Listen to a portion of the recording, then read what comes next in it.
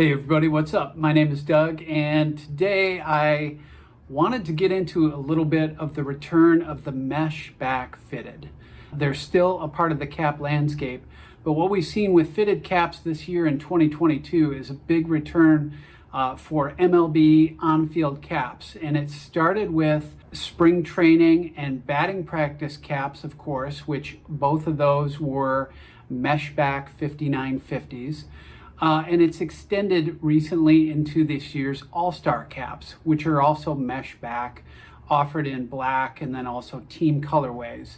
With this return of mesh back fitteds, I wanted to tie into the fact that I get a ton of questions on my channel that have to do with how about some of your regular techniques for stretching, shaping, shrinking fitted caps?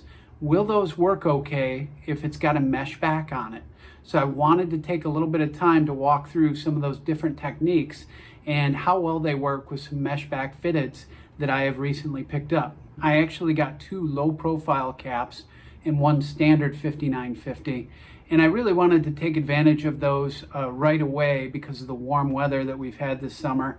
Now, I did post a separate review on my channel for the spring training and batting practice 2022 offers, so you can check that out if you're interested. But when I got these, I actually used most of my standard techniques for stretching and shaping on the standard 5950 that I got with the Toronto Blue Jays. Now, I also got a Pirates and a Tigers batting practice cap, each in a low profile version of the 5950. And when the Pirates arrived, I had to stretch that a little bit. It came in a little undersized, especially compared to the same Tigers size that I got. And a little bit of a side note, when I get a low profile 5950, I usually go up 1/8 of a size to a 7 5/8. And it turns out that was a smart move with this Pirates cap because I did have to stretch it even at the larger size. The Blue Jays cap arrived in what I would say is perfect shipping condition. Of course, it was folded the way they normally store the caps, with the crown folded up inside itself. And then one very important step that I also took with these mesh backs, and something that I strongly recommend with these, is I used a bump cap insert to preserve the rear shape of the cap. So basically, the back four panels of the cap are held up by that bump cap insert. And again, this is something I've got a separate video for. It's a great tool for shaping fitted caps. I use it almost all the time now, but you can check that other video out if you're interested. So once I got that bump cap insert inside the cap, tucked into the sweatband and so forth, I got the tea kettle on the boil and set to work. So really, I started with the visor, which I often do. I get a nice curve on that. And on the standard 5950, I'm going from flat to curved. So I got a nice curve on that by holding it in the steam for 10 seconds or so, and then just hand curving that and holding till it cools and gets drier to the touch. Now, one reason I start with curving the visor first is that the hat jack that I use tends to want to curve that visor anyways. So as you stretch and expand the hat jack, it does tend to accentuate the curve on the front of the cap at that visor joint. So after completing the visor, I actually inserted my modified hat jack, and I've got a long oval head shape, as you may know from some of my other videos. So I have modified by sanding my hat jack to make it a little bit narrower than what comes standard for my range of sizes. Now after that, I applied my standard process, which is holding it in the steam by the turnbuckle that's in the hat jack and just kind of rotating it to get a nice even heat over the perimeter of the sweatband, especially on the back four panels. And really, it doesn't take much more than the way I'm showing it here, which is 10, 15, maybe 20 seconds of even heat back and forth.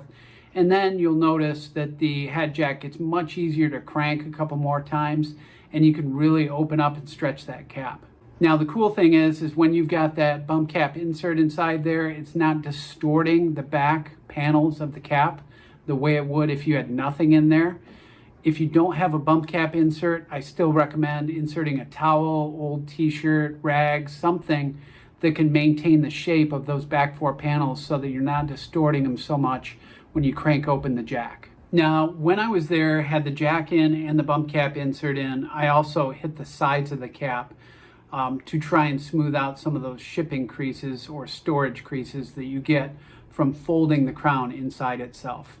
That's the way they're always coming from the store or from an online store. And as you know from other videos, I like to hit that area with a little bit of steam, try and hand smooth it out. And with the bump cap insert in there, that becomes very easy as well. Now, the temperature required to soften this kind of polyester mesh is a little bit higher than what similar plastics in similar applications would require. So you probably won't be able to get them all the way out, but you can definitely soften the look a little bit and make those creases a lot less visible. Now, when it comes to the Pirates and Tigers low pros that I got, as you know, those visors come pre-curved on the low profile version, so I didn't have to do quite as much with those caps. It was really the Pirates cap where I had to put a stretch on that because the fit was not very good. It was undersized and was a little tight on my head and didn't even fit as well as the Tigers cap did that came with it. But that's pretty standard new era variation from cap to cap. Now again, I'm just doing the same technique where I'm rotating this through the steam, trying to get even heat on the sweatband and then cranking open that hat jack. You'll know that once that gets easier to turn, that you've got enough heat into that sweatband to do the stretching operation. So with these mesh backs, there's been a lot of concern, questions on my channel. What if I melt it? I'm worried about melting it.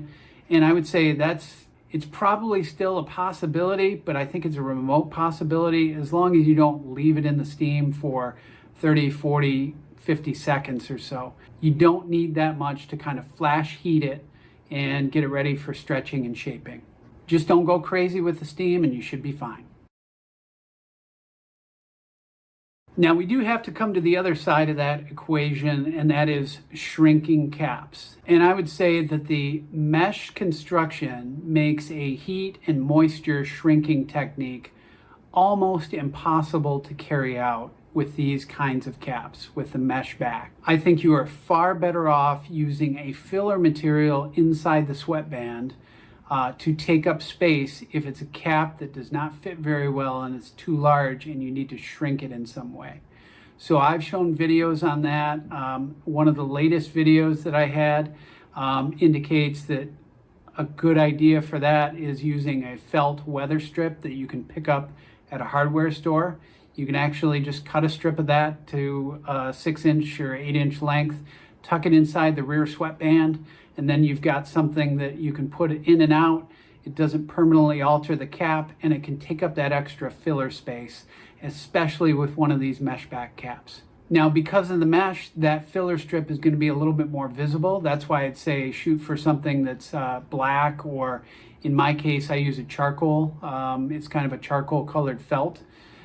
So it's mixed gray, so it'll look a little bit more natural because you will be able to see some of that through the mesh back. You're gonna have a lot better luck with that technique rather than trying to heat shrink this.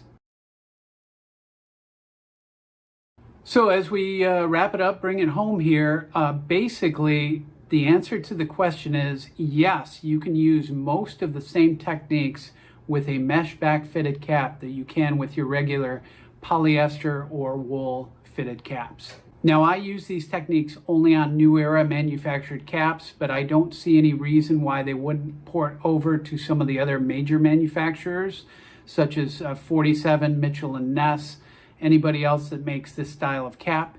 You can use most of these steam techniques, stretching techniques with those with no trouble. But as a reminder, there were a couple of things that I pointed out along the way. First is I'd still recommend a bump cap insert when you're doing this kind of work, especially if you're stretching, because that'll maintain the shape of the back four panels. And again, you can use a towel or a rag stuffed inside the cap to maintain that shape. And then secondly, if you're thinking about shrinking, definitely go the route of adding filler material to the sweatband rather than trying to heat shrink the cap.